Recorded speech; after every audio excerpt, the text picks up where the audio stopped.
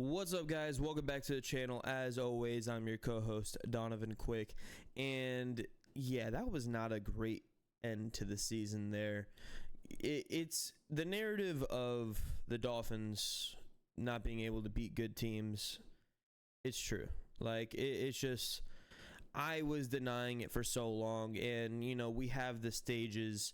I've been in denial for pretty much the entire season, because I'm always looking at okay, it's one little thing, and we need to fix this little thing, and we'll be fine. However, the little things, they just kept mounting, and then we weren't fixing them. We weren't adjusting properly throughout the entire season.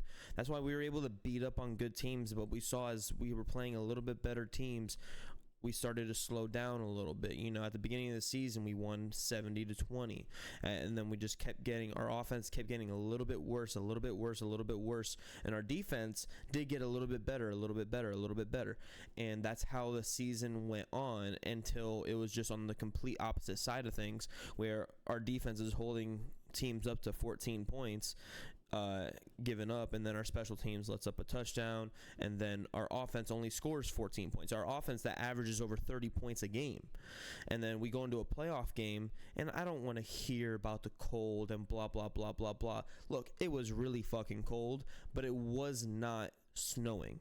There was no precipitation at all. There was no reason for Tua to have played as bad as he did. Now, I have to watch the All-22, and I've been a Tua defender this entire time. Go back and watch any clip at all. I yell at Jacob. I throw shit at Jacob whenever he even questions, is Tua the guy. So I'm going to put blame where blame needs to be put, and I'm putting some blame on Tua.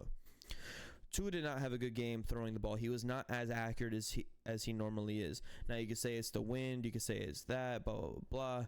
I blame the wind for maybe, a couple of deep shots being short.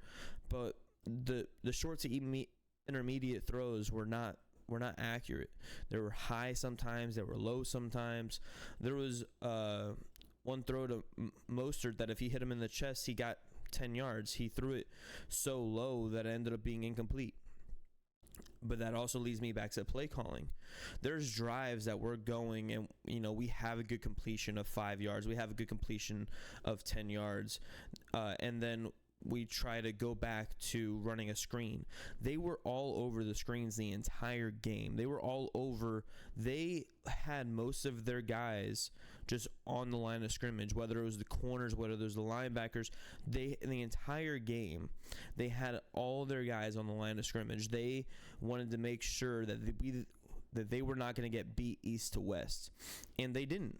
They did not get beat east to west. Every time we tried to run the ball to the outside, it just didn't work.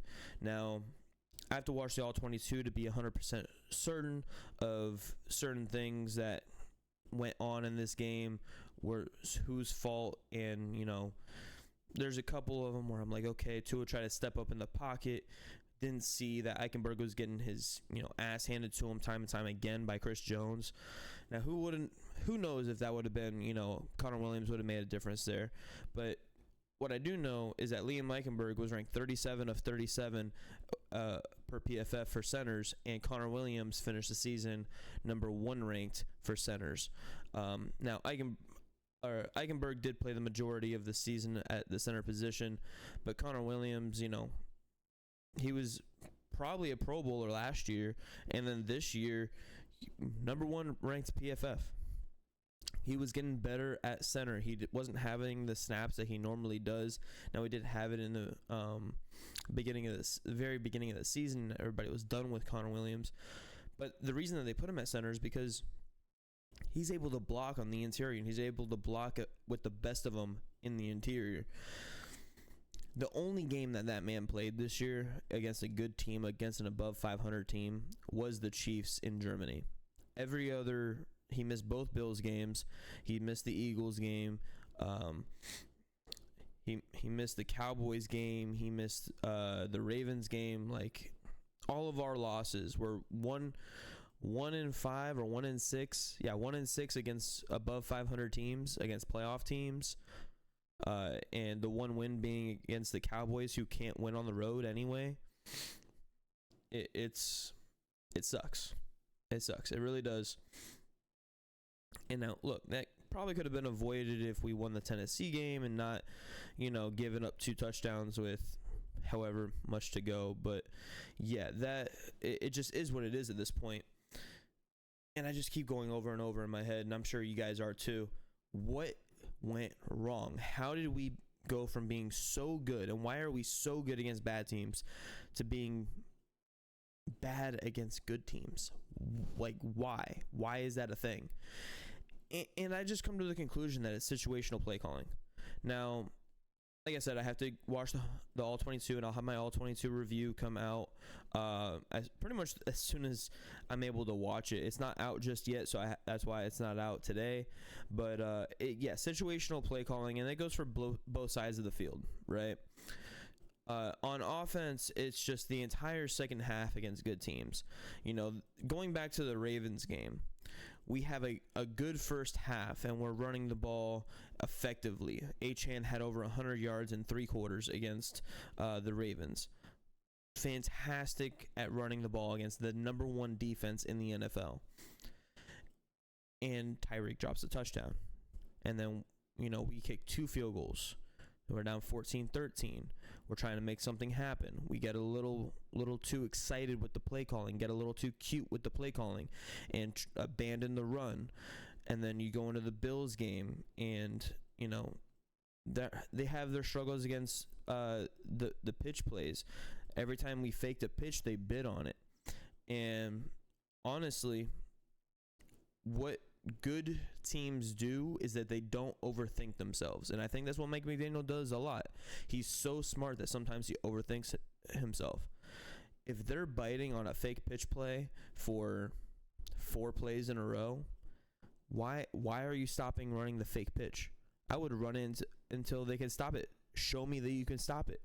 You show me that you can stop it, then I'll stop doing it. And they got a little too cute with it. They started running it right into them, and then they stopped us and stopped momentum, and then get into a penalty situation when a false start, back yourself up, shoot yourself in the foot. We didn't really have penalty issues in the Chiefs game. We didn't. We had the penalties were fairly equal. I could say there was only really one atrocious call that probably put the game out of reach and probably killed any momentum that our offense was trying to get, or our team was trying to get. Any kind of momentum swing was kind of killed with that one penalty call. However, that's not the reason we lost. The first 3 quarters of this game were just atrocious. Besides even that long touchdown, besides that long touchdown to Tyreek, the first 3 quarters of the game, we had 98 yards of offense. And once again, I'm sitting here questioning the play calling.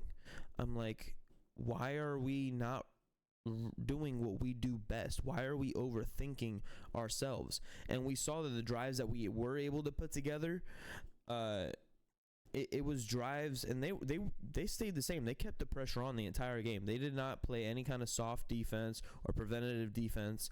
So at the end of the game, we had 6 yards to Tyreek. Then we had the little outpost or the corner route to Cedric Wilson, and then we're moving the ball.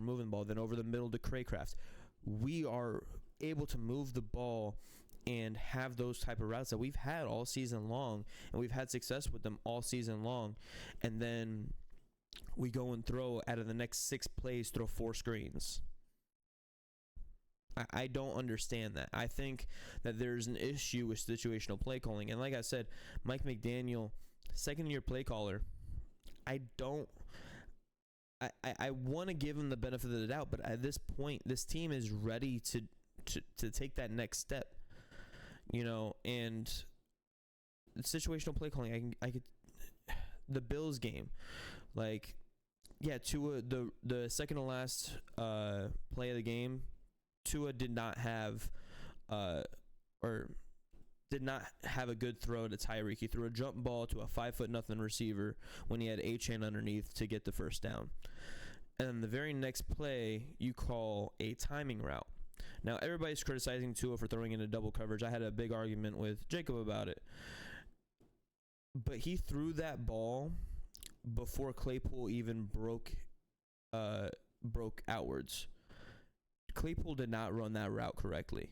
Why are we running that play to Claypool, who has 4 snaps a game? Now, given he was in there for Tyreek, because Tyreek had to come out of the game because, once again, Tua threw a jump ball to a 5'0" receiver. But yeah, it's very frustrating, this play calling, and I might be ready for a change at play calling. You know, I was talking with Jacob about this, and I said it before the game. I'm like, if I don't see good situational play calling, or at least, you know, adaptive play calling throughout the game, I might be entitled to go ahead and say, let's move off of McDaniel for play calling. I'm not saying head coach. I still think he's a good head coach. I still think that, you know, he puts together a great staff. He has command of everything. However, the play calling and the situational play calling, maybe that's too much for him as a head coach. You know, I know Kyle Shanahan, Sean McVay, they call their own plays, but you know, you don't have to be necessarily a great play caller to be a great head coach. If you're able to put together great, you know, and if he's a soundboard, if he's just a soundboard for someone to take over play calling. Now, we all think that Frank Smith, our offensive coordinator, is probably going to get a head coaching job. He has, I believe, 2 or 3 interviews lined up. Darrell Bevell is probably going to be promoted to offensive coordinator if that's the case. Now, Darrell Bevell did pass up offensive coordinator positions last year. Not sure if he would do it again this year. So if Frank Smith does get a job somewhere else, I do believe that Bevell would be the guy to come up. And I'd be entitled to give him play calling duties. He worked with Tua the past 2 years. I believe he worked with him a little bit at Alabama. I'm not 100% sure about that, but off the top of my head, it just sounds right, you know? But he's worked with Tua. He knows what Tua likes, what Tua doesn't like. Now, Mike McDaniel, he should too, but the entire time he's been the head coach. He hasn't, like, there's certain duties as head coach that you just can't be as detailed, and you know, you still got to take care of the other side of the ball. So he's looking at the whole thing, and maybe it is just a little bit too much for Mike. So give Bevell the play calling ability. Let him adapt. Let him, you know, he could be on the sideline with Tua discussing what plays he likes, what plays he doesn't like, what Tua thinks that we should do. He's the one out there. He's the one seeing it, and he's smart. So why not have Bevell that can actually sit there and talk with him? We don't want an Adam Gase where our defense is on the field and he's sitting on the bench drawing up plays. We don't want that in Mike McDaniel. We don't want another Adam Gase. Hand off play calling duties. Maybe that's the thing. We'll discuss this further in another video, but that's all I got for y'all today.